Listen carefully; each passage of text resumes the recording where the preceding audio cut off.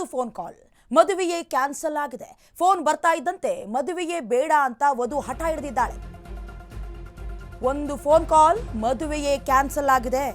Phone ಬರ್ತಾ ಇದ್ದಂತೆ ನನಗೆ ಮದುವೆ ಬೇಡ ಅಂತ ವಧು ಹಠ ಹಿಡಿದಿರೋದು. ಇನ್ನೇನು ತಾಳಿ ಕಟ್ಟಬೇಕು ಆ ವೇಳೆಯಲ್ಲಿ ಹುಡುಗಿ ಹೈಡ್ರಾಮವನ್ನ ಮಾಡಿರೋದು. ಹಾಸನದ BGS ಕಲ್ಯಾಣ ಮಂಟಪದಲ್ಲಿ ನಡೆದಂತಹ ಘಟನೆ ಇದು. ಬೇರೆ ಯುವಕರನ್ನ ನಾನು ಪ್ರೀತಿ ಮಾಡ್ತಾ ಇದ್ದೀನಿ, ಹಾಗಾಗಿ ಈ ಮದುವೆ ಬೇಡ ಅಂತ ವಧು ಹಠ ಹಿಡಿದಿರೋದು. ಅಷ್ಟೇ ಅಲ್ಲ, ಮದುವೆ ಬೇಡ ಅಂತ ಯುವತಿ ಮದುವೆ ಮಂಟಪದಿಂದ ಎದ್ದು ಹೋಗಿದ್ದಾಳೆ. ಯಾರು ಫೋನ್ ಮಾಡಿದ್ರು ಆಕೆಗೆ ಏನು ಮೈಂಡ್ ಡೈವರ್ಟ್ ಆಯಿತು ಗೊತ್ತಿಲ್ಲ. ಇನ್ನೇನು ತಾಳಿ ಕಟ್ಟಬೇಕು, ದೊಡ್ಡ ಹೈಡ್ರಾಮವೇ ಮಾಡಿಬಿಟ್ಟಿದ್ದಾಳೆ ವಧು.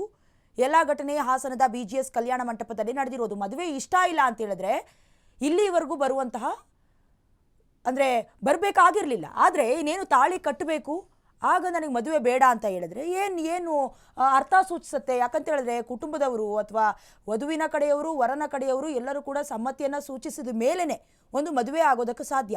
ಅಷ್ಟೆಲ್ಲ ಖರ್ಚು ವೆಚ್ಚ ಹೇಳಬೇಕು ಅಂತ ಹೇಳಿದ್ರೆ ಮನಸ್ಸುಗಳ ನಡುವೆ ಬೆಸೆಯುವಂಥ ಮದುವೆಯಲ್ಲಿ ಈ ರೀತಿಯಾದಂತಹ ಹುಡುಗಾಟಗಳನ್ನು ಆಡಬಾರ್ದು. ಆದರೆ ಬೇರೆ ಯುವಕರನ್ನು ನಾನು ಪ್ರೀತಿ ಮಾಡ್ತಾ ಇದ್ದೀನಿ ಇದನ್ನು ಹೇಳುವ ಧೈರ್ಯ ಆಕೆ ಮದುವೆಗಿಂತ ಮುಂಚೆ ಮಾಡಬೇಕಾಗಿತ್ತು.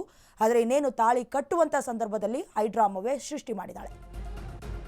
ಇನ್ನು ಹುಡುಗಿ ಮದುವೆ ಬೇಡ ಅಂತ ಇದ್ದಂತೆ ಎಲ್ರಿಗೂ ಕೂಡ ಶಾಕ್ ಆಗಿದೆ. ಅಯ್ಯೋ ಏನಿದು ಅಂತ ಅಲ್ಲಿದ್ದಂತಹ ಜನರೆಲ್ಲ ಕಕ್ಕಾಬಿಕ್ಕಿಯಾಗಿದ್ದಾರೆ. ವಧುವಿನ ಮಾತು ಕೇಳಿ ಕಲ್ಯಾಣ ಮಂಟಪದಲ್ಲಿದ್ದವರೆಲ್ಲ ಕೂಡ ಶಾಕ್ಗೆ ಒಳಗಾಗಿರೋದು.